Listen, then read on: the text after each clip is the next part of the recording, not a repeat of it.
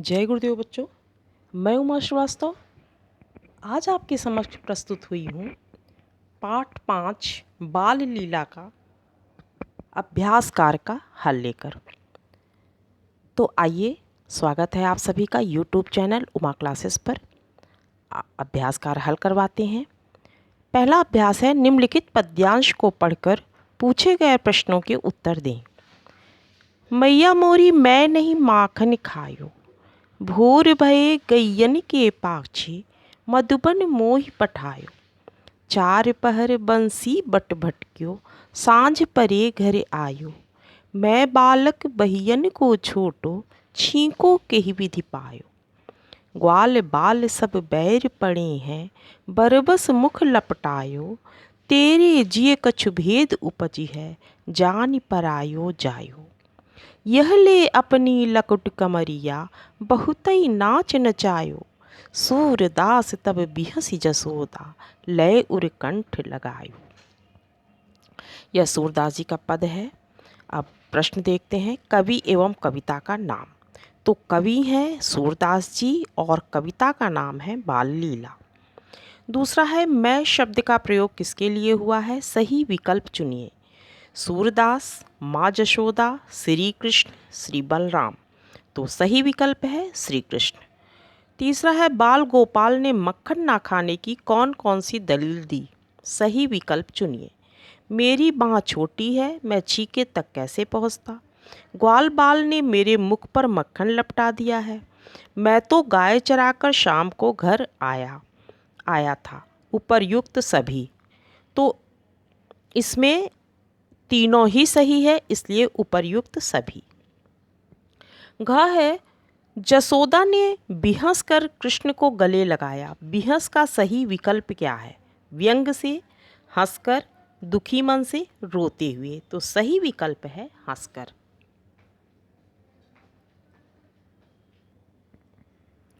एक पंक्ति में उत्तर दीजिए। सूरदास और मीराबाई ने किनकी भक्ति की है। तो सूरदास और मीराबाई ने भगवान श्री कृष्ण की भक्ति की है। तुलसीदास किनके भक्त थे। तुलसीदास भगवान श्री राम के भक्त थे। तीनों पदों में क्या समानता है। तीनों पदों में समानता है कि भगवान की बाल लीला का वर्णन है। इसके बाद आता है निबंधात्मक प्रश्न। पहला प्रश्न है, पहला प्रश्न है, दूसरे पद में तुलसीदास ने किन बालकों के कर्तव्य का वर्णन किया है। उत्तर है, दूसरे पद में तुलसीदास ने राजा दशरथ के चारों पुत्र राम, लक्ष्मण, भरत, शत्रुघ्न के कर्तव्य का वर्णन किया है। दूसरा प्रश्न है, तीसरे पद में मीराबाई नंदलाल से अपने नयनों में बसने का अनुरोध क्यों कर रही हैं। उत्तर है, तीसरे पद में मीराबाई नंदलाल से अपने नयनों में बसने का अनुरोध इसलिए कर रही हैं क्योंकि वो भक्त वत्सल भगवान का निरंतर ध्यान करना चाहती हैं। तीसरा प्रश्न है, मीरा ने अपने प्रभु के रूप का वर्णन किस प्रकार किया है। मीरा ने अपने प्रभु के रूप का वर्णन निम्न प्रकार से किया है। वे कहती हैं, भगवान की मूर्ति मन को मोह लेने वाली है, सूरत सांवली है और नेत्र बड़े बड़े हैं। उनके होठों पर अमृत रस का पान करने वाली मुरली सदा विराजती है और वक्ष स्थल पर वैजंती की माला सुशोभित होती है। कमर पर छोटी छोटी घुंघरू वाली करधनी तथा पैरों में सुंदर तथा कानों को प्रिय आवाज करने वाली पायल सुशोभित है। भगवान भक्त वत्सल है तथा संतों को सुख प्रदान करते हैं। तो ये हो गया निबंधात्मक प्रश्नों के उत्तर। अब है निम्नलिखित शब्दों के अनुपयुक्त शब्दों में गोला लगाइए। अनुपयुक्त मतलब कि जो इनसे मिलते जुलते शब्द नहीं हैं। शशि, शशि का मतलब होता है चंद्रमा। अब देखिए, इसके पर्यायवाची है चांद, शशि, चंद्रमा। रवि, रवि कहते हैं सूर्य को, इसलिए रवि अनुपयुक्त शब्द है, तो इस पे गोला लगा हुआ है। दूसरा है सांवरी, सांवरी का मतलब होता है सांवला। तो श्याम, सांवला, सांवर, ये इनके पर्यायवाची हैं। गौर वर्ण का मतलब होता है गोरा, तो ये अनुपयुक्त शब्द है। नंदलाल, नंदलाल अर्थात कृष्ण भगवान। बाल गोपाल, नंद के पुत्र श्री कृष्ण, ये पर्यायवाची हैं। श्री राम भगवान राम है, इसलिए ये अनुपयुक्त है। नयनन, नयनन का अर्थ होता है आँख। चक्षु, नयन, आँख, ये पर्यायवाची शब्द हैं। कर्ण होता है कान, तो ये अनुपयुक्त शब्द है। इसके बाद है भाषा अध्ययन। नीचे लिखे शब्दों के खड़ी बोली के रूप की जोड़ी मिलाइए। खड़ी बोली के रूप की आपको जोड़ी मिलाना है, ये जो ब्रज भाषा के शब्द हैं इनसे। कछु, कछु का अर्थ खड़ी बोली है कुछ थोड़ा। सूरति, मूर्ति। शोभित, शोभित होगा, इसमें शोभित का अर्थ नहीं दिया गया है। मोहनी का होता है मोह लेने वाली। इसके बाद है पुनि, पुनि का अर्थ होता है पुनः, जो क में आया है फिर पुनः, यह पुनि का अर्थ होगा। विशाल, विशाल का अर्थ होता है बहुत बड़ा। सबद, शब्द, उर, हृदय, और जो यहाँ पर मोहनी शब्द आया है छा वाला, इसका मिलान होगा शोभा देना। तो ये हो गया आपका शब्दों का खड़ी बोली से मिलान। इसके बाद है जो शब्द संज्ञा या सर्वनाम की विशेषता बताते हैं उन्हें विशेषण कहते हैं। जैसे मीठा आम, परंतु विशेषण जिसकी विशेषता बतलाता है वह विशेष्य कहलाता है। विशेषण विशेष्य से पहले भी आ सकता है और बाद में भी। जैसे मीठा आम, आम मीठे, उसी प्रकार विशेषण के भी विशेषण होते हैं जो उनके भी पूर्व आते हैं। तो यहाँ पर बताया जा रहा है कि संज्ञा की विशेषता बतलाने वाले शब्दों को विशेषण कहते हैं, और जो विशेषण की भी विशेषता बतलाता है उसे विशेष्य कहते हैं, और विशेषण के भी विशेषण होते हैं जो उनके भी पूर्व आते हैं। जैसे बहुत मीठे आम। अब मीठे आम, मीठा तो आम का विशेषण है, लेकिन बहुत मीठे आम, तो यह जो है विशेषण का भी विशेषण है जो कि प्रविशेषण कहलाता है। ऐसे शब्दों को प्रविशेषण कहते हैं। विशेषण के 4 प्रकार होते हैं: गुणवाचक विशेषण, संख्यावाचक विशेषण, परिमाणवाचक विशेषण और सार्वनामिक विशेषण। गुणवाचक कहते हैं जैसे गुण को जो बताए, अच्छा, बुरा, काला, छोटा, देशी आदि। संख्या कहते हैं जो संख्या बताए, जैसे 2, 5, थोड़ा, बहुत, कुछ। परिमाणवाचक कहते हैं जो नाप बताए, किसी चीज का परिमाण बताए, जैसे 2 मीटर, 5 क्विंटल, सैकड़ों, हजारों। सार्वनामिक कहते हैं यह, वह, ये, कौन, जो सर्वनाम की तरह प्रयोग किए जाते हैं उनको सार्वनामिक विशेषण कहते हैं। उपर्युक्त निर्देश पढ़कर निम्नलिखित वाक्यों में से विशेषण शब्द छांटकर लिखिए। मेरा भाई बहुत छोटा है, तो बहुत छोटा है यह विशेषण है। शैलजा अत्यंत सुंदर है, अत्यंत सुंदर। मनीष निराबुद्धू है, निराबुद्धू है। अंजलि काफ़ी बड़ी है, काफ़ी बड़ी है। गुलाब एक सुगंधित पुष्प है, एक सुगंधित, यह हो गया विशेषण। अब क्रिया, जिन शब्दों से किसी काम का करना या होना प्रकट हो उसे क्रिया करते हैं। हर वाक्य में एक क्रिया अवश्य होती है, जैसे राम पढ़ रहा है। क्रिया के 2 भेद होते हैं, कर्म के आधार पर और प्रयोग के आधार पर। कर्म के आधार पर अकर्मक क्रिया, सकर्मक क्रिया। जिसमें कर्म नहीं होता वह अकर्मक होता है, जिसमें कर्म होता है वह सकर्मक होता है।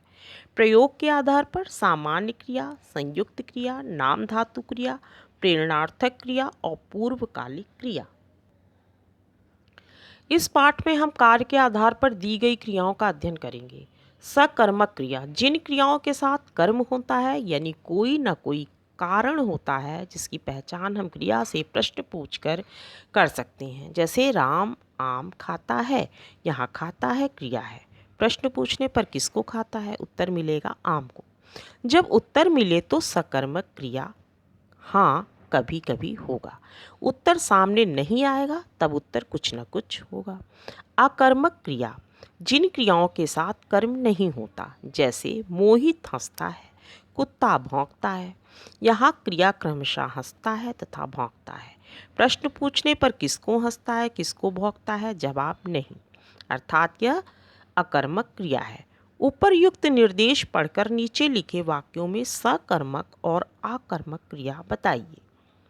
शेखर पत्र लिखता है, तो शेखर पत्र लिखता है। अगर इसमें हम प्रश्न करते हैं कि शेखर क्या लिखता है, शेखर पत्र लिखता है, तो यह हो गई सकर्मक क्रिया।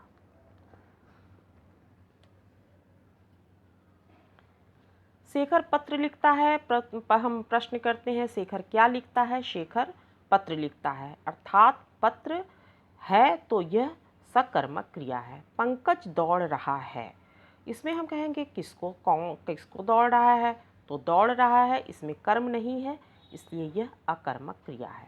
मैं नौकर को वेतन देता हूँ, मैं नौकर को वेतन देता हूँ, किसको वेतन देता हूँ, नौकर को, तो यह इसमें कर्म है, इसलिए यह सकर्मक क्रिया है।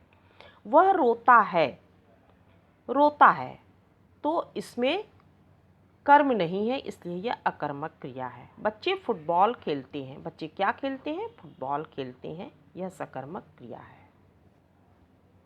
इसके बाद है कुछ परिचयात्मक बातें यहाँ लिखी जा रही हैं। प्रत्येक के सामने उससे संबंध रखने वाले भक्त कवि कवित्री का नाम लिखिए।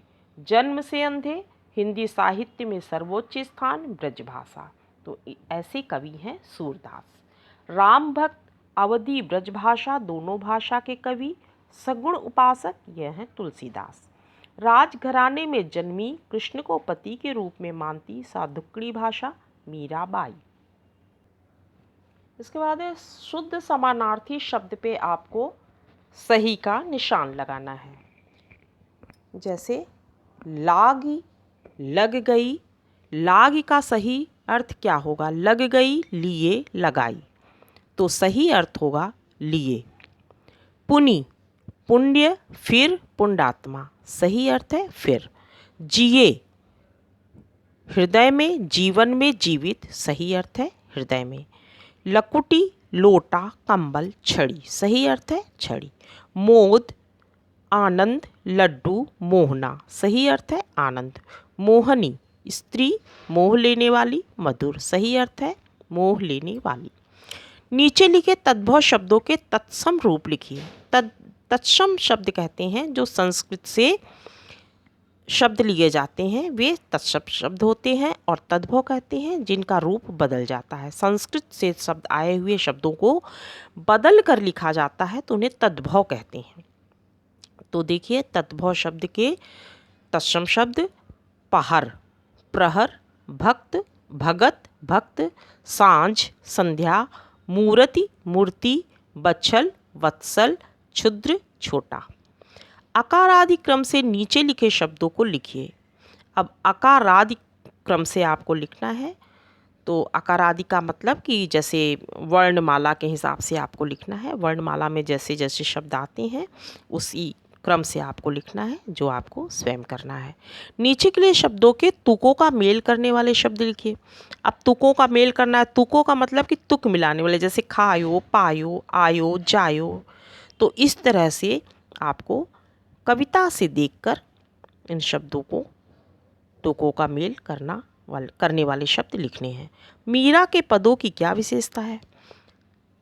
प्रत्येक पद भगवान श्री कृष्ण के लिए समर्पित है। मीरा के पदों की क्या विशेषता है?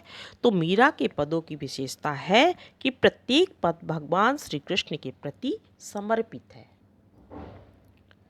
उनके पदों की प्रमुख विशेषता है कि उन्होंने अपने जीवन संघर्ष के प्रत्येक पहलू को दर्शाया है। श्रृंगार के वियोग और संयोग दोनों रसों का निरूपण है तथा शांत रस के भी उदाहरण मिलते हैं।